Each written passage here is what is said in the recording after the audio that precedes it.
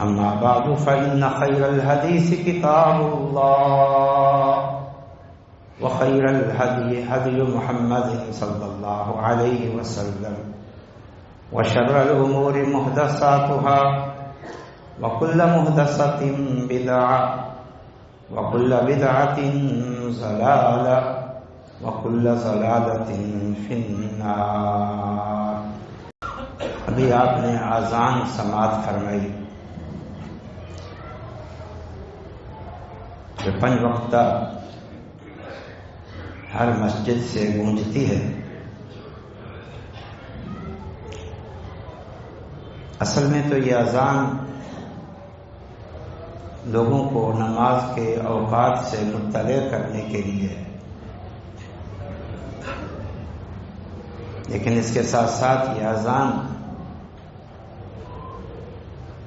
ایک عظیم دعوت ہے، حق اور سچ کی دعوت ہے۔ بلکہ نبی صلی اللہ علیہ وسلم نے اس اذان کو دعوت تامہ قرار دیا ہے، دعوت تامہ۔ اللهم رب هذه الدعوة التامة والصلاة القائمة۔ اذان کے بعد کی جو دعا ہے جو رسول اللہ صلی اللہ علیہ وسلم نے سکھائی ہے،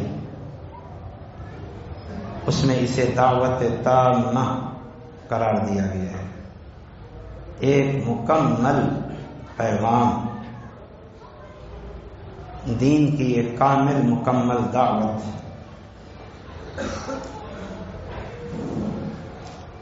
جہاں تک جو اس کا بنیادی مقصد ہے لوگوں کو نماز کے اوقات کی خبر، اس سے آپ اندازہ لگائیں کہ دین میں نماز کی کتنی اہمیت ہے اور نماز کے اوقات کی بھی کتنی اہمیت ہے اور نماز باجماعت ادا کرنے کی بھی کتنی اہمیت ہے کہ اس کے لیے الگ سے اذان کو مشروع قرار دیا گیا، اذان رکھی گئی لوگوں کو مطلع کرنے کے لیے، تاکہ وقت پر باجماعت نماز ادا ہو سکے۔ اللہ تعالیٰ کا ارشاد ہے ان الصلاۃ کانت علی المؤمنین کتابا موقوتا، کہ نماز اہل ایمان پر ایک وقت مقررہ کے ساتھ فرض کی گئی ہے۔ عبداللہ بن مسعود رضی اللہ تعالی عنہ کا قول ہے، صحیح مسلم میں، وہ فرماتے ہیں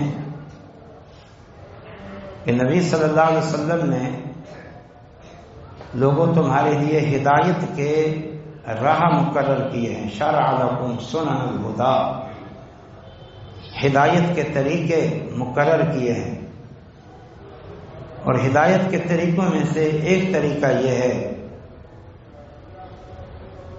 کہ جب نماز کے لیے پکارا جائے تو وہاں آ کے نماز پڑھو، یعنی اذان کا اہتمام اور پھر لوگوں کا آ کر مسجد میں باجماعت نماز پڑھنا، یہ سنن الہدی ہے، ہدایت کے طریقے ہیں۔ پھر فرماتے ہیں یاد رکھو جس کسی نے ان سنن ہدی کو چھوڑ دیا وہ گمراہ ہو گیا۔ اور پھر فرماتے ہیں کہ ہمارے دور میں نبی صلی اللہ علیہ وسلم کے زمانے میں کوئی بندہ نماز با جماعت سے پیچھے نہیں رہتا تھا مگر وہ معلوم النفاق، جس کا نفاق معلوم ہوتا تھا وہ پیچھے رہتا، یا پھر کوئی عذر۔ تو نماز کی اہمیت کا اندازہ اذان کی مشروعیت سے لگا۔ صحابہ کہتے ہیں کہ ہم ایک مرتبہ جمع تھے اللہ کے نبی صلی اللہ علیہ وسلم کے ساتھ. ہم نے یہ مسئلہ پیش کیا کہ بسا اوقات نماز کے وقت کا علم نہیں ہوتا اور ہم سے نماز باجماعت چھوٹ جاتی ہے، باجماعت نماز چھوٹ جاتی ہے. اپنی پریشانی کا اظہار کیا. تو اب نبی صلی اللہ علیہ وسلم نے صحابہ سے رائے لی کہ بتاؤ اس کے لیے کیا کیا جائے. ایک رائے آئی کہ ایک کرن، یہودیوں کے کرن کی طرح اس کو اختیار کیا جائے. کرن کا لفظی معنی ہے سینگ، جیسے کسی جانور کا سینگ ہوتا ہے، اندر سے کھوکھلا، آخر سے سوراخ کر دیا جائے، پھر اس میں زور سے پھونک ماری جائے تو جیسے اسپیکر سے آواز نکلتی ہے وہ یوں سمجھو چھوٹا سا اسپیکر بن جاتا ہے. یہ پھونک ہی آگے زور سے نکلتی ہے، دور تک آواز جاتی کہ کوئی کرن مقرر کر لیا جائے. جب نماز کا وقت ہو تو کچھ لوگ مقرر ہوں، وہ اس میں پھونک ماریں اور آواز گونجے اور لوگ سن لیں اور وہ آ جائیں. آپ صلی اللہ علیہ وسلم نے ارشاد فرمایا کہ یہ یہودیوں کا کرن ہے. یہودی اپنی عبادات کے لیے اس طرح کرتے ہیں، یہ صحیح نہیں. پھر کسی نے کہا کہ ناقوس اختیار کر لیتے ہیں. ناقوس کوئی مضبوط اور پختہ لکڑی کسی اور مضبوط اور پختہ لکڑی پہ زور سے ماری جائے جس سے آواز گونجے اور یہ آواز دور دور تک جائے اور لوگ سمجھ لیں کہ ابھی نماز کا ٹائم ہو گیا ہے. فرمایا یہ تو عیسائیوں کا ناقوس ہے، وہ اس طرح کرتے ہیں. ایک رائے یہ آئی کہ آگ روشن کی جائے، دھواں اٹھے، لوگ پہچان لیں مسلمان کے نماز کا وقت ہو گیا ہے. فرمایا یہ آگ تو مجوس کا عمل ہے. اللہ کے رسول نے تینوں باتیں ریجیکٹ کر دی. کس بنیاد پر؟ صرف اور صرف اس لیے کہ اس سے یہودیوں کا، عیسائیوں کا، مجوس کا تشبہ لازم آتا ہے. حالانکہ ضرورت تھی پھر بھی آپ نے ریجیکٹ کر دیا. مسلمان وہ بھی غیر مسلموں کا تشبہ، مسلمان میں یہ غیرت ہو کہ وہ اپنی دین اور شریعت کو کافی، شافی، حق اور سچ، بہترین اور خوبصورت سمجھے. وہ کسی کا تشبہ نہ کرے، کسی کو یہ جرأت نہ ہو کہ انہوں نے ہمارا تشبہ اختیار کیا ہو. اور آج تو علامہ اقبال نے کہا تھا غزہ میں ہو تم نصارا، تمدن میں ہو نور، تم وہ مسلمان ہو جنہیں دیکھ کے شرمایا یہود. وہ کوئی بڑا عالم دین نہیں تھا علامہ اقبال کہ آپ کہتے ہیں ایسی سخت باتیں تو علماء کرتے ہیں. اس نے یہ کہا اپنے دور میں، اور آج کے دور کو وہ دیکھ لیتا تو جو مسلمانوں کی حالت ہے تو اس کا کیا تبصرہ ہو.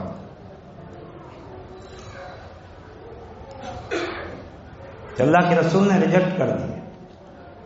ہاں یہ کہا کہ عارضی طور پر یہ انتظام کر لو کہ جب نماز کا وقت ہو کوئی ایک بندہ کھڑے ہو کے یہ مختصر اعلان کر دے الصلاۃ جامعۃ، 2-3 بار یہ کہے الصلاۃ جامعۃ، نماز تم سب کو جمع کر رہی ہے، نماز تم سب کو جمع کر رہی ہے. بس یہ کہے. مسلمانوں کی یہ فکر اللہ کو کتنا پسند آئی کہ اللہ تعالیٰ نے اذان مشروع کر دی. اذان. عبداللہ بن زید بن عبد ربہ نے رات کو خواب میں دیکھا ایک بندہ جا رہا ہے، اس کے پاس ناقوس بھی ہے، کرن بھی ہے. وہ جو کل والی باتیں تھی وہ ذہن میں تھی، یہ ناقوس دے دو، یہ کرن مجھے دے دو. اس نے کہا کیا کرو گے؟ کہا ہم نماز کے لیے لوگوں کو مطلع کریں گے. کہا اچھا نماز کے لیے، تو ان کی کیا ضرورت ہے؟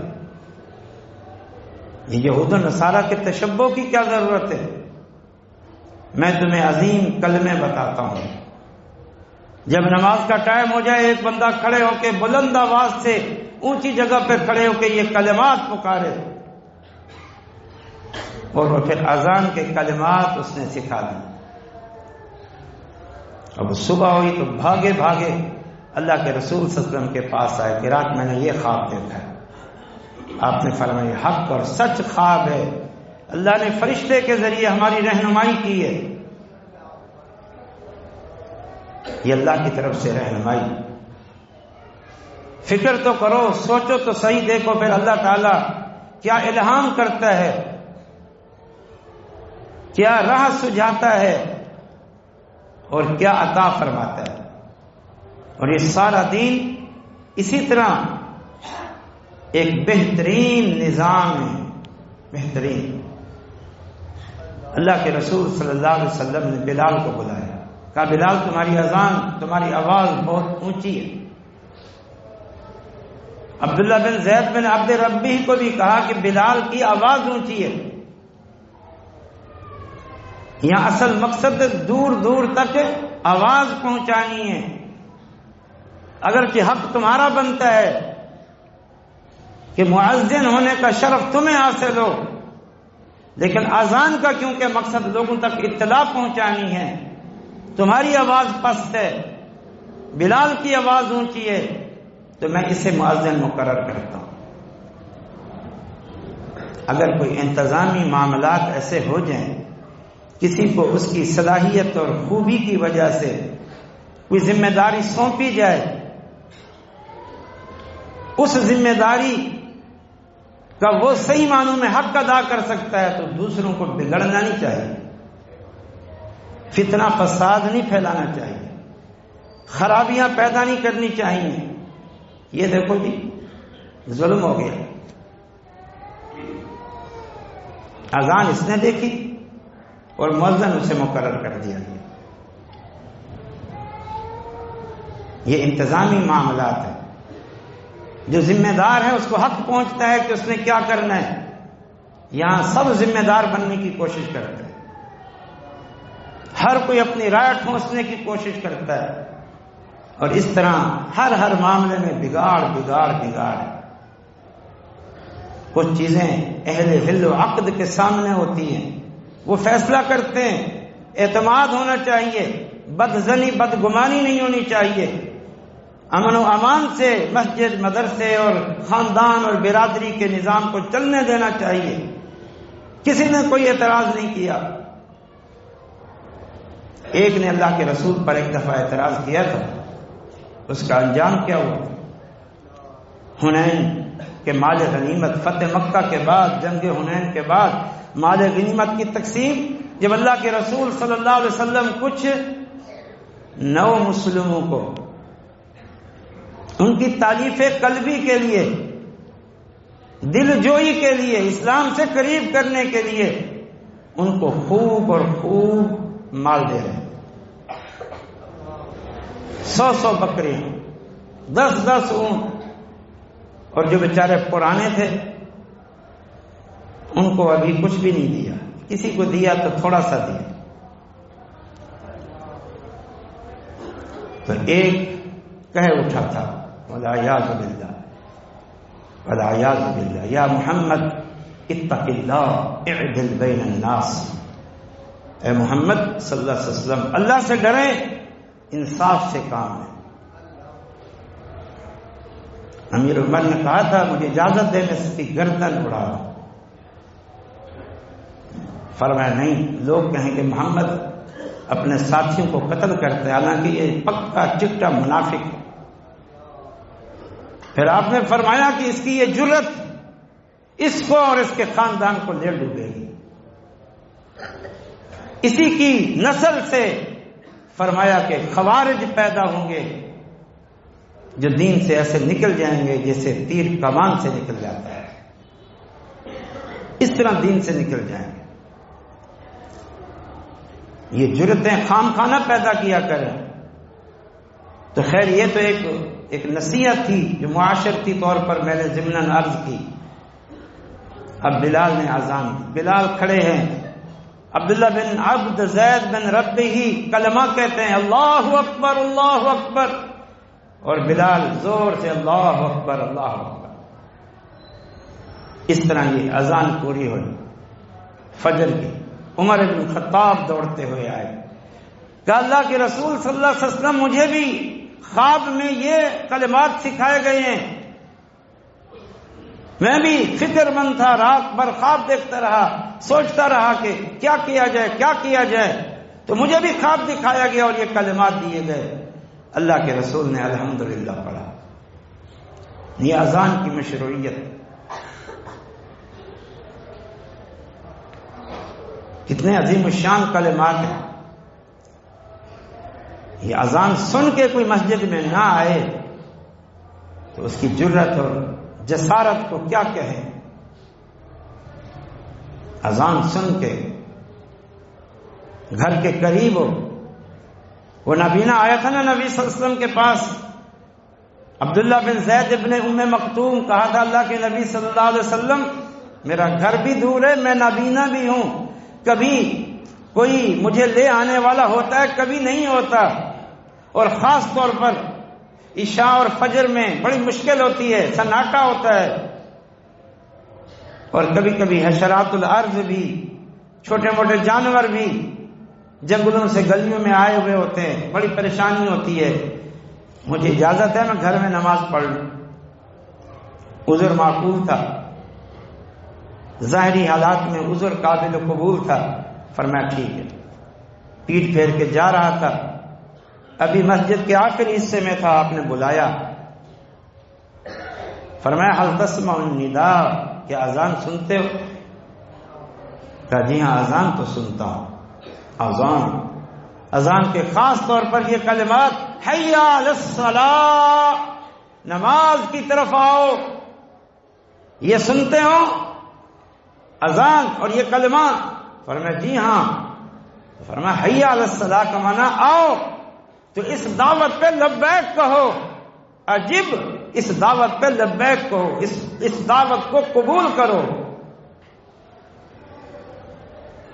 یہ اصل دعوت ہے جو قبول کرنے کے لائق ہے۔ کتنے ہمارے اسلاف کے واقعات ہیں، عذر ہے، بیماری ہے، بڑھاپا ہے،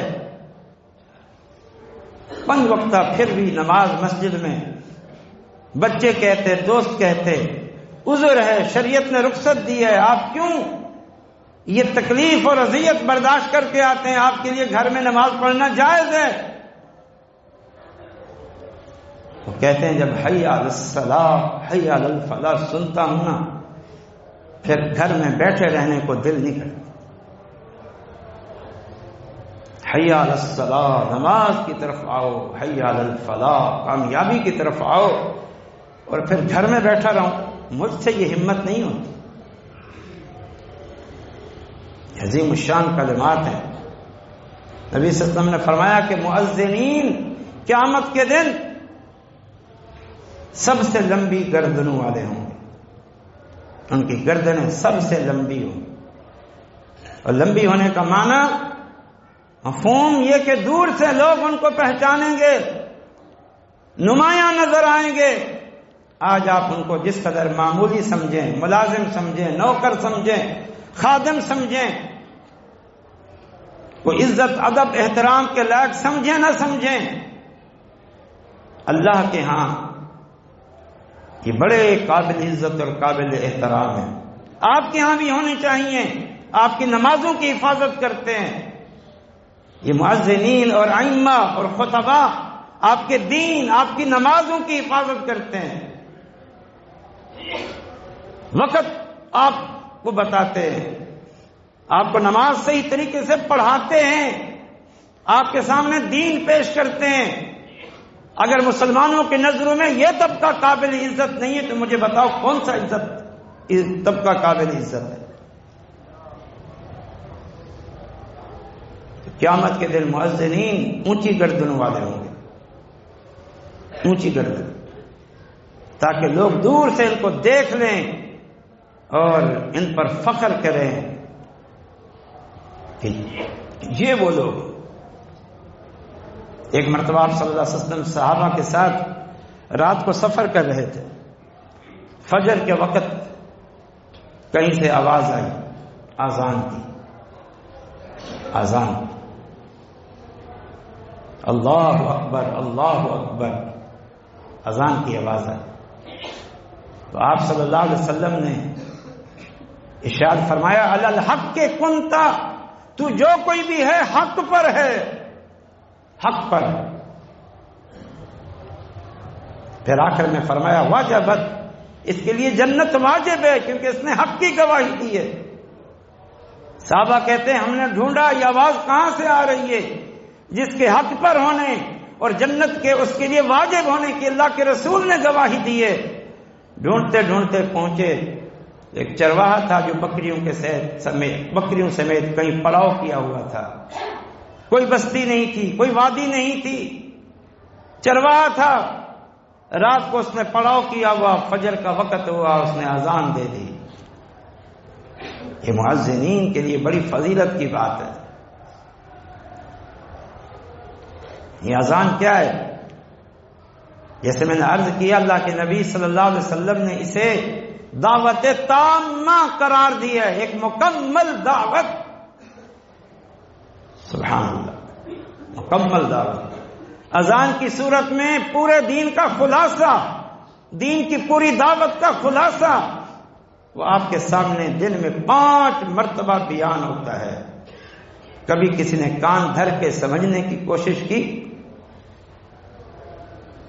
اگر صرف اور صرف لوگوں کو نماز سے ہی مطلع کرنا ہوتا تو وہی جملہ کافی تھا جس کا شروع میں آغاز ہوا، الصلاۃ جامعۃ، نماز تم سب کو بلا رہی ہے، یہی کافی تھا۔ یہ پورے کلمات، یہ دعوت۔ آج اگر کچھ حکومتی انتظامات، مصلحت وغیرہ وغیرہ کی وجہ سے اگر اسپیکر اور لاؤڈ اسپیکر پہ پابندیاں ہیں،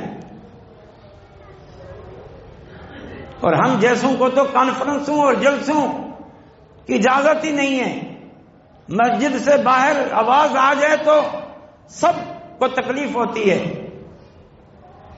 تو اللہ تعالیٰ نے ان احوال کے لیے اذان کی صورت میں ایک دعوت تامہ کا انتظام کیا ہوا ہے۔ دعوت تامہ، اللہ اکبر اللہ اکبر، اشہد ان لا الہ الا اللہ، یہی تو ہماری بنیادی دعوت ہے۔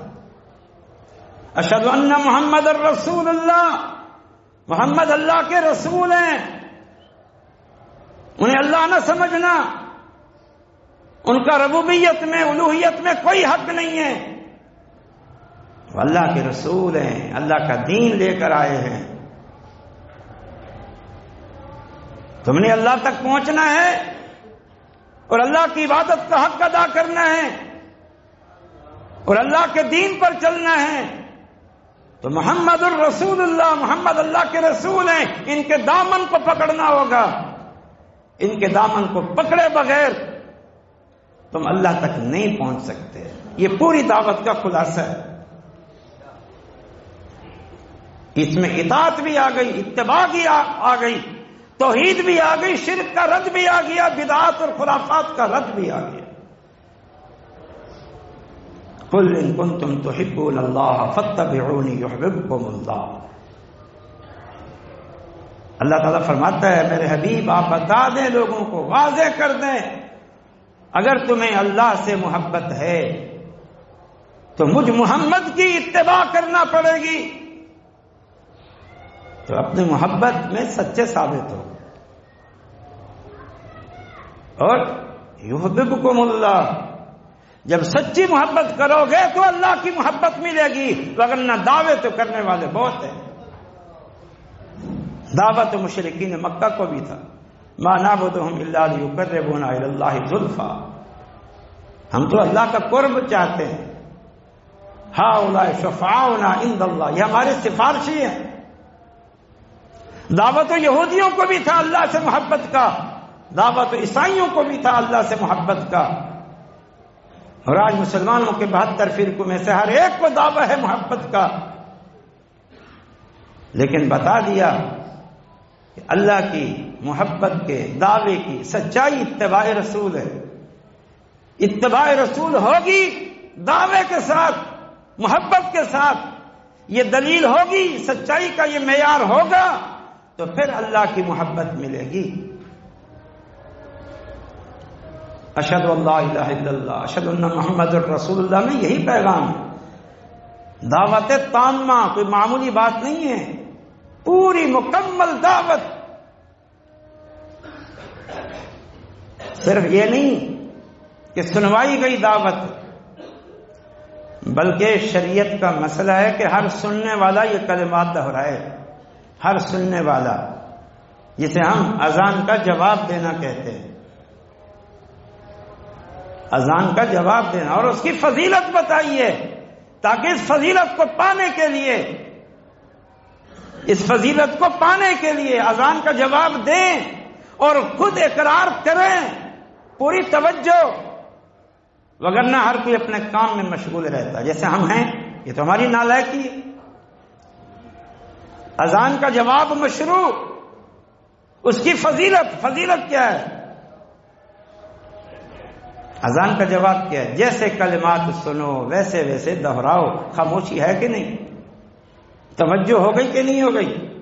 خاموش ہو جاؤ، چپ ہو جاؤ، سارے کام چھوڑ دو، ان کلمات کو سنو اور جواب دو. اللہ اکبر، اللہ اکبر کہو، اللہ اکبر، اللہ اکبر. اسی طرح اشہد ان لا الہ الا اللہ کہو، اشہد ان لا الہ الا اللہ، اشہد ان محمد رسول اللہ کہو، اشہد ان محمد رسول اللہ. حی علی الصلاۃ، حی علی الفلاح پہ کہو لا حول ولا قوت الا باللہ. بالکل واقعتاً ہم آتے ہیں اور اے اللہ نیکی کی توفیق دینے والا تو ہے، شر سے بچانے والا تو ہے. اے اللہ ہمیں اس نیکی کی توفیق دے، نماز کی ہمیں قوت دے کہ ہم اٹھ کھڑے ہوں، جرأت کرے، چھوڑ دے سارے کام، نماز کے لیے چلے جائیں. اے اللہ تو ہمیں توفیق دے. یہ شیطان ہمیں روکے گا اور اس شیطان کے مقابلے کی شاید ہم میں طاقت نہیں ہے. اللہ ان شیطانی خیالات کو تو ہی توڑ دے اور ہمیں اٹھ کھڑا ہونے کی توفیق عطا فرما. یہ کتنا عظیم الشان کلمہ ہے، استیاق میں ہے. ویسے جو اس کا معنی ہے لا حول، نہیں ہے کسی قسم کا کوئی تصرف، ولا قوہ، اور نہیں ہے کسی قسم کی کوئی طاقت. خیر حاصل کرنے کی طاقت نہیں ہے، شر سے بچنے کی طاقت نہیں ہے، مگر اللہ کے ساتھ یہ قوتیں، طاقتیں ایک اللہ کے پاس ہے. یہ ضمناً سننے والے ایک اضافی توحید کا کلمہ دہراتے ہیں. سب کی نفی ہو گئی جن جن کے بارے میں عقیدہ ہے ان کو اختیار ہے، ان کے پاس قوت ہے، ان کے پاس طاقتیں ہے. کوئی کہتا ہے یہ تدبیر کائنات میں اللہ کے شریک ہے، کوئی کہتا ہے یہ مختار کل ہے، اللہ نے ساری قوتیں ان کو دے دی ہیں. کبھی دعویٰ نہیں کیا نبی صلی اللہ علیہ وسلم نے کہ میں مختار کل ہوں. کبھی نہیں بتایا کہ اولیاء کو، بزرگوں کو، نبیوں کو اللہ نے تدبیر کائنات میں شریک کر رکھا ہے. بلکہ انبیاء تو یہ بتانے کے لیے آئے کہ ربوبیت ایک اللہ کے لیے ثابت ہے، خاص ہے. اور ربوبیت میں یہ بات بھی ہے جہاں اس کا خالق ہونا، مالک ہونا، رازق ہونا، وہ یہ ہونا کہ تدبیر کائنات کا پورا انتظام اللہ کے ہاتھ. پہلے انسان کے پیدا ہونے سے پہلے کائنات کا نظام قائم ہو چکا تھا اور چل رہا تھا. انبیاء آتے گئے، ان کا کام اور تھا، تدبیر کائنات نہیں، دعوت، تبلیغ، لوگوں کی اصلاح. وہ آتے گئے، چلے جاتے گئے، حتیٰ کہ نبوت کا سلسلہ ختم ہو گیا، تدبیر کائنات چل رہی ہے. تو کب اور کس وقت کوئی شریک تھا اس کائنات کی تخلیق میں؟ اللہ تعالیٰ نے فرمایا قرآن میں ایک مقام پر، جنہیں تم اللہ کا شریک بناتے ہو، لا یملکون مثقال ذرۃ فی السماوات ولا فی الارض وما لهم فیہما من شرک وما له منہم من ظہیر. اے مشرکین جنہیں تم اللہ کا شریک بناتے ہو، ان میں سے کوئی آسمان اور زمین کے ذرے کا مالک نہیں ہے، ان میں سے کوئی آسمان اور زمین کے کسی ذرے کی تخلیق میں اللہ کا شریک نہیں ہے، ان میں سے کوئی اس کائنات کے کسی ذرے کی تخلیق میں اللہ کا معاون اور مددگار نہیں ہے. سورۃ السبا کی آیت ہے. لا حول ولا قوت الا باللہ، یہ اذان کا جواب ہے. بقیہ سارے کلمات اسی طرح. پھر اس کے بعد درود، اللہم صلی علی محمد وعلی آل محمد کما صلیت علی ابراہیم، آخر میں درود. یہ سننے والے کے لیے بھی ہے اور یقیناً کہنے والے کے لیے بھی ہے. یہ درود کا صحیح محل اور موقع ہے. کون کہتا ہے ہم درود کے منکر ہیں؟ ہم خود ساختہ مقرر کیے ہوئے اوقات کے منکر ہیں، خود ساختہ درود کے منکر ہیں. درود نبوی اور اوقات بھی اللہ کے رسول کے بتائے ہوئے. ہم سے بڑھ کر ان چیزوں کا اہتمام کرنے والا کون ہے؟ ہمیں کہتے ہیں مر گیا مردود، نہ فاتحہ نہ درود. اور مرنے والے کے لیے جنازے ہیں، اور جنازے میں سورۃ فاتحہ ہے، اور جنازے میں درود ہے. اور الحمدللہ ہمارے جنازوں میں سورۃ فاتحہ بھی ہوتی ہے، درود بھی ہوتا ہے. درود پورا، اور درود کے بعد پھر دعا. اللہم رب هذه الدعوة التامة والصلاة القائمة آت محمدا الوسیلة والفضیلة وابعثه مقاما محمودا الذی وعدته. فرمایا جو اس طرح یہ پورا عمل کرتا ہے، اس پورے عمل کو اذان کا جواب دینا کہتے ہیں. اذان کے کلمات مؤذن کے ساتھ دہرانا، اس کا بھی اہتمام کریں. ہم یہ کوتاہی کر جاتے ہیں، اذان ہو گئی بعد میں جواب دیتے ہیں. ممکن ہے کوئی اللہ کے ہاں قبول ہو جائے، لیکن سنت طریقے سے ہٹ کر اذان کے جواب میں یہ بات شامل ہونی چاہیے کہ مؤذن کے کلمات کے ساتھ ساتھ کلمات دہراؤ. فضیلت کیا ہے؟ حلت لہ شفاعتی یوم القیامہ، قیامت کے دن اس شخص کے لیے فرمایا میری سفارش واجب ہو جائے گی. واجب، کتنی بڑی فضیلت ہے. یہ تو ابھی صرف اذان سنی آپ نے اور سفارش کے مستحق ہو گئے، شفاعت کے مستحق ہو گئے. لیکن شرط یہ کہ جو کچھ مؤذن نے کہا، جو کچھ آپ نے کہا، اس کو جانو سمجھو. جو علم دیا گیا، یہ علم دیا گیا ہے، یہ حق ہے، حق. یہ درست اور صحیح عقیدہ اور منہج اور نظریہ ہے. یہ دین کی دعوت تامہ ہے، یہ رسمی کلمات نہیں ہیں. آپ کا عقیدہ، نظریہ، فکر بھی اس کے مطابق ہونی چاہیے. تو پھر یہ فضیلت.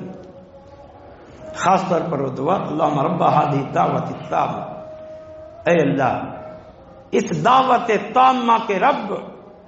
کہ دعوت تامہ دین کی پوری دعوت، لا الہ الا اللہ، اللہ اکبر، اللہ سب سے بڑا ہے، سب اللہ کے آگے کمزور ہے. انتم الفقراء الی اللہ واللہ هو الغنی، اللہ غنی ہے اور تم سب کے سب فقیر ہو.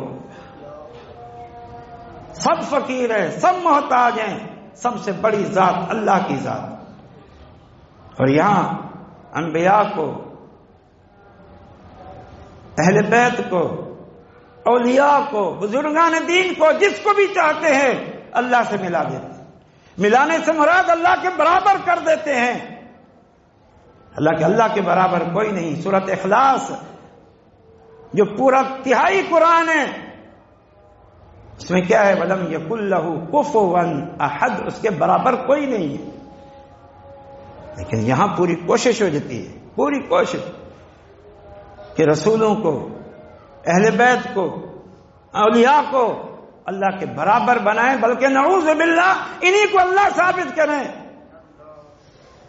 5 وقت اذان سنتے ہیں، اللہ اکبر، عقیدہ دیکھو اللہ کا نام ہی نہیں ہے، اس قدر شرک اور کفر میں. اے اللہ، اس دعوت تامہ کے رب، دعوت تامہ توحید، دعوت تامہ نماز کی طرف آؤ. اور یہ بتایا یہ کامیابی ہے، نماز کامیابی ہے، مسجد سے تعلق کامیابی ہے. یہ تجارت اور لین دین اور یہ سب عارضی کامیابی ہیں. یہ کامیابی اصل یہ نماز ہے، یہ دعوت تامہ، والصلاۃ القائمہ. اور اے اللہ، اس اذان کے نتیجے میں جو کھڑی ہو رہی ہے نماز، اس نماز کے رب، اے اللہ دعوت تامہ کے رب، اے اللہ اس نماز کے رب، آت محمد الوسیلہ، ہمارے حبیب، ہمارے خلیل، ہمارے پیارے اپنے نبی محمد صلی اللہ علیہ وسلم کو مقام وسیلہ عطا فرما. آت محمد الوسیلہ والفضیلہ، ان کو اور فضیلتیں عطا فرما. فضیلت تو فضیلت، شان، عظمت، رفت، اور وہ مسلسل بڑھ رہی ہے. جو نبی صلی اللہ علیہ وسلم کی خدمات، آپ کی سیرت، آپ کی استقامت، آپ صلی اللہ علیہ وسلم کا عمل، دین کے ساتھ مختگی، اللہ کے ساتھ تعلق، اور ہمارے سامنے آ رہا ہے، ظاہر ہو رہا ہے تاریخی اوراق سے، احادیث کے اوراق سے، سیرت کی کتابوں سے. ویسے ویسے پوری دنیا پر محمد صلی اللہ علیہ وسلم کی شان اور عظمت کا مزید اظہار ہو رہا ہے. وہ ایک انگریز مورخ نے کتاب لکھی تھی نا، محقق نے، جسے شخصیات پر لکھنے کا شوق تھا کہ میں سب سے عظیم شخصیات پر لکھوں گا اور سب سے پہلے مرحلے میں 100 ایسے افراد کو جمع کروں گا. وہ رف لکھتا رہا، مواد جمع کرتا رہا. جب باری آئی ان میں سے پہلا نمبر کس کے دوں، سر فہرست کس کو لکھوں، باوجود اس کے کہ وہ عیسائی ہے، کافر ہے، اسلام دشمن ہے، لیکن تھوڑی سی انسانیت تھی، حق پسندی، انصاف پسندی تھی. اس انسانیت کے ناطے مجبور ہو کر اس نے سر فہرست محمد صلی اللہ علیہ وسلم کا نام دیا. یہ فضیلت. ورفعنا لک ذکرک، اللہ فرماتے ہیں ہم نے اپنے پیغمبر کا نام بہت اونچا کیا ہے. اس نام کے اونچا ہونے کا سب سے عظیم مظہر جو ہم دیکھتے ہیں سنتے ہیں یہی اذان ہے. دنیا کے چپے چپے پر 24 گھنٹوں کے ہر لمحے اور سیکنڈ میں اذان ہو رہی ہے. اللہ کی بڑائی اور اللہ کی الوہیت کا بیان ہو رہا ہے، اور ساتھ میں محمد الرسول اللہ کی رسالت کا بیان ہو رہا ہے. کیونکہ معمولی بات ہے، یہ رفعت شان ہے. اے اللہ عطا کر محمد صلی اللہ علیہ وسلم کو وسیلہ اور فضیلہ. فضیلہ تو جان لی، وسیلہ کیا ہے؟ اور صحابہ تو جو نئی بات آتی پوچھتے تھے، یعنی کہ خود ہی معنی متعین کر لیا، پوچھا یہ وسیلہ کیا ہے.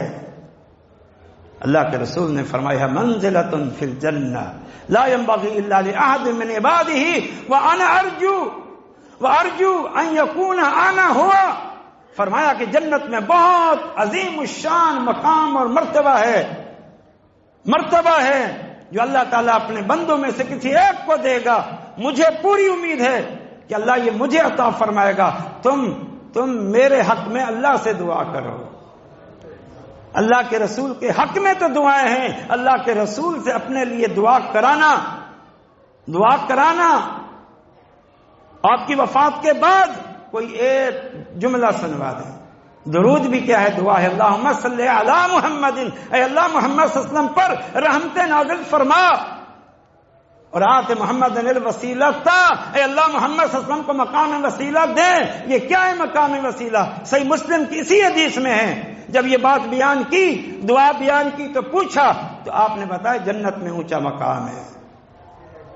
تو یہ اذان کے متعلق کچھ ضروری اور موٹی موٹی باتیں تھیں. کچھ اور موضوع میں سوچ کے آیا تھا. سچی بات یہ کہ اذان سنی تو دل نے بس سوچا کہ میں آج اذان کے بارے میں کچھ باتیں جو گزشتہ دنوں حدیث پڑھاتے ہوئے اذان کے متعلق سامنے آئی تھیں تو ذہن میں تازہ تھی تو میں نے آپ کے سامنے شیئر کر دی. اللہ تعالی ہمیں اذان کے تقدس کو قائم رکھنے کی توفیق عطا فرمائے. اذان کا احترام، مؤذنین سے محبت اور اذان کی جو دعوت ہے اس کو قبول کرنے، یعنی نماز پڑھنے کے لیے آنے، اور سب سے بڑھ کر یہ جو دعوت تامہ ہے، دعوت تامہ، اس پر غور و فکر کریں. توحید، اللہ کے علاوہ کوئی معبود نہیں اور اللہ سب سے بڑا ہے. محمد اللہ کے رسول ہیں، اللہ تک پہنچنا ہے تو محمد صلی اللہ علیہ وسلم کے ذریعے ہی پہنچ سکتے ہیں، ان کی اتباع کر کے. اور یہ کہ یہ کامیابی یہ ہے، اس مال و متاع کو، کارخانوں اور فیکٹریوں کو ضرورت سمجھو، انسانی ضرورت سمجھو، معاشی ضرورت سمجھو، کامیابی اور کامرانی نہ سمجھو. اللہ پاک ہمیں استقامت دے. اقول قولی ھذا وآخر دعوانا الحمد للہ رب العالمین.